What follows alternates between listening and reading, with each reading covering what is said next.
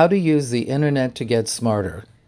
This is one of a series of videos that can be found on the website aboutcancer.com. I'm suggesting an alternative approach to the more popular how to use the internet to get dumber. The solution there, of course, is social media. There is some harm if society gets dumber. Even democracy may be at risk. There is some science that suggests IQs are now going down, the opposite of the Flynn effect. Can I make the case for using the internet to get smarter? Many people would say, well, why bother? And there is some evidence that you can keep your brain healthier. You can delay or prevent dementia. You can make yourself happier. I do have a separate video on happiness. And 3, you may make better decisions and be a better ombudsman and look out for yourself if you are well informed. The first caveat emptor, of course, would be consider the source. It won't make you happy or healthier if you expose yourself to damaging or destructive websites, and it won't help for smarter or better decisions if you get nothing but inaccurate information or misinterpret what you read. So perhaps the first thing to do is find a list of favorite fact checkers and make reference to these frequently. It's also useful to try to identify the factual sites used by insiders. So for cancer, I recommend nccn.org and uptodate.com. If you watch any of my cancer videos, you'll see this. So finally, you could search for educational websites, and everything on this video is about free information.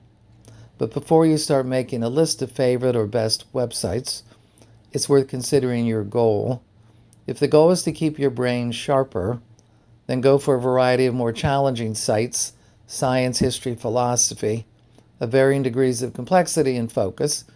If your goal is to make yourself happier, then art, humor, culture, sports, nostalgia, variety may be the way to go, less intense, though watching only cat videos is probably not a good solution. And then finally, if your goal is to learn more practical information, then obviously consumer sites, news, economic, medical, etc. Again, with a caveat, try to get someone to help you find the reliable sites. So practical tips are internet life hacks. Most of these are common sense. Create a bookmark list of your favorite websites, subscribe to websites or create alerts. You can go right into Google or Google Scholar and create alerts, and you'll get emails every day on topics that you find interesting. You can download apps from the better educational and news sites, and I'll mention some of those specifically. You can Google a topic and then look at the videos and then subscribe to the YouTube channels. I'll go through that in detail. You can look at the rapidly expanding list of podcasts. You can take advantage of MOOCs. I'll explain that in a second. And when you find a useful video, email the link to yourself and create an educational save file and anticipate that your memory will get worse as you go along. So what is a MOOC? A MOOC, a massive open online course. This would be such things as the MIT Open Courseware Project, even Khan Academy. These could all be considered MOOCs. If you look at the Wikipedia list of MOOCs in 2019, the list would look like this. Some of the better ones I will emphasize. If you make a list of best high-quality free educational online sites, you'll see a list like this. You may want to pause this and look at each of these because they're all pretty useful. And I'll walk you through some specifics. So Coursera is very popular. It has a lot of good courses. They have an app. You can put it in your phone. edX is another popular one. Lots of courses from good universities. Again, they have an app. I have that in my phone. You can sit and watch free college lectures when you have downtime. Open Culture is a good website, a lot of interesting free material. Allison, another good site. I have their app in my phone as well. Lots of good lectures and courses. So for instance, this site, OpenYale, if you go to this website, you would first hit the word courses. You'd see a list like this. Let's say you click on Introduction to Greek History. You'd see a window like this. You click on the word sessions, and you would see the video lectures. You could watch those lectures again for free. If they're too boring, you just delete them. If you go to MIT's site, you would click on the button Find Courses. So you see a list like this. Click on Artificial Intelligence. You'll see a screen like that. View Course. Click on that. You'll see a screen like this. Click on the button that says Video Lectures, and you'll see the lectures.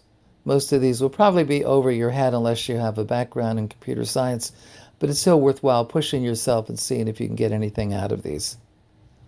Finally, Stanford has a good site. If you click again on the word courses, you could go into the humanities and take a course on Beethoven's changes on the string quartet and watch a lecture on that. Udemy is one of the more popular sites. It's said to be a free site, but actually if you look at that, you'll see that most of the courses there are have to be paid for. And finally, there are lots and lots of new podcasts coming out, and I suspect more of these will be high-quality video. And you can listen to podcasts, obviously, in your car or when you're at the gym. Highly recommend getting into podcasts. And then finally, my favorite tip or hack is to use Google for all this. Say you Google the word enlightenment. You get a screen like this. Hit on the word videos, and you'll find there are 10 million videos on enlightenment. If you click on the first one, it'll teach you about Khan Academy. You can decide if that's a good site. If you click on the one on Steven Pinker, you can see videos by Steven Pinker. There are hundreds of them now on the internet. If you think this is a well-done video, you can subscribe to the channel. You can go to another video, same thing. If you think this was a good quality video, you can email the video to yourself or to your colleagues. If you go back and Google the word enlightenment again, this time perhaps you get distracted by the list of Enlightenment philosophers, and so you decide to click on that. Instead, we'll take Voltaire. If you're not familiar with Voltaire, the first thing you may want to do is read the Wikipedia page. But this time, instead of hitting videos, hit the word books up there, and you'll find again dozens or hundreds or thousands of books either about him or by him. And you can click on these. Some of these are free full text or at least samples. And then go back on Voltaire and hit the video button. Again, 8 million videos on Voltaire. And interesting, you can see here if you have an interest for 2 minutes, a 2-minute biography or a 36-minute biography, you can sample whatever you want. You might find that there's a Voltaire Foundation. You might find a website called the School of Life, which is a recommended site. You might find a link here that says biography by Tom Ritchie. You would say, who is that? And then you click. School of Life, you'll find, has 5 million subscribers, so a lot of people think it's good. And it has dozens and dozens of excellent educational lectures, and most of them are pretty short, and most of them are pretty entertaining. If you click on this Tom Ritchie, you'll find out he's a high school teacher who has a ton of short and sweet historical videos, most of them 10 minutes long, that ballpark. So some of my favorite YouTube channels that I subscribe to are listed here. Again, you could pause this and click on all these and take a look at all these individual sites. You'll find most of them have a lot of interesting information. So finally, in summary, you can Google any topic, click on the video or books. When you find something worth remembering, email the link back to yourself. 2, if you find an interesting YouTube channel, hit subscribe, and you'll eventually have a nice library of free, interesting, entertaining, or educational free videos. Number 3, start taking advantage of all the podcasts that are coming out.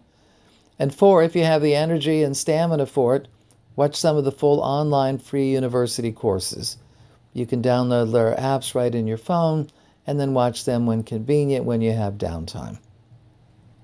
There are much more videos on my website about cancer.com on various aspects of cancer and other science-related videos.